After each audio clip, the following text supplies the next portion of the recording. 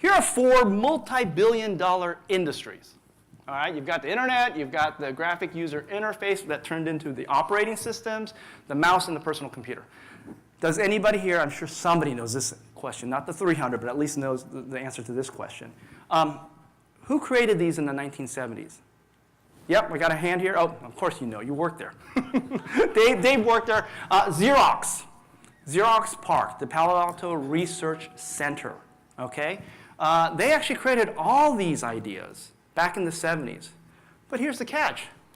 Why did they not commercialize them? Was it the technology? No, actually, back in the 70s, the technology was actually pretty good.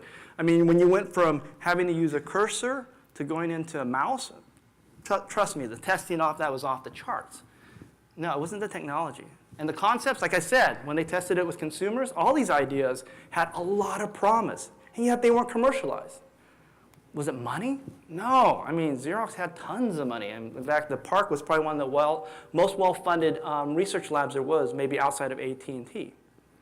At the end of the day, it was this whole issue of dealing with people in the organization. So the innovation champions, basically what they ended up facing was these different walls. I call them walls, okay?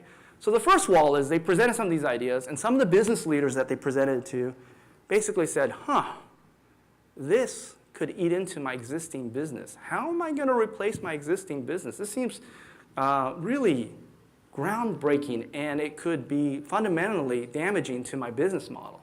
So they hit a wall of fear. Others, and this happens a lot, they talk to business leaders and they go, oh, that's really novel. It seems really interesting. Yeah, it's many years out, but guess what? I've got to hit the quarter. And when I look at my portfolio of activities, this seems really low on the list of things I want to do. There are things that are closer in, don't take as many resources, and quite frankly, are much less risky. So they sort of hit this wall of apathy. And lastly, I know all of you sitting in the audience, since you're in this field of innovation, you've chosen to be in this field, probably have heard this word. Hey, here's a great idea. Prove it. How many have heard the word prove it before? Yes. Okay. So it's a wall of disbelief.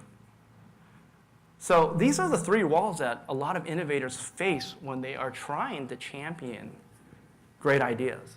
And you know what's really needed here is this idea that we all need to be innovation champions in order to get these ideas from sort of great testing and great results and great prototypes and great experiments all the way into the marketplace. And we collectively here are really responsible for that. So I want to talk a little bit about what does it take for us to be great innovation champions, okay? To get over those walls that we were just talking about. So I like to use this analogy. It takes what I consider a T leadership model. So let me explain the T.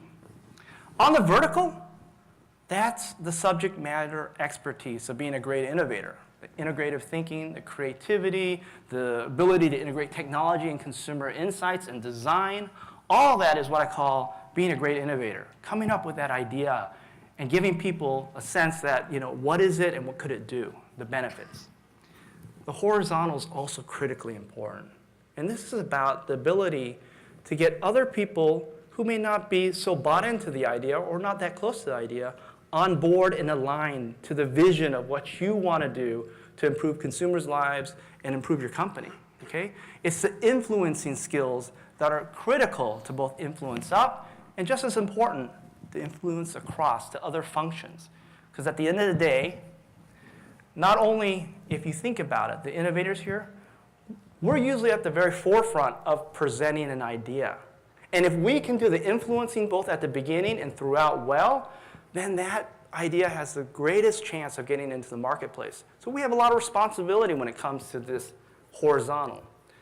The other thing that's pretty important about this, or I say it's very difficult, is it takes a lot of courage to be an innovator. Other functions, they get the ideas presented to them. And then, of course, they can give feedback and critique and judge those ideas. But us as innovators in the room, what's our responsibility? We actually have to stick our neck out there and present the idea for people to criticize. And then we're supposed to take all that input and figure out a way to make the idea even better.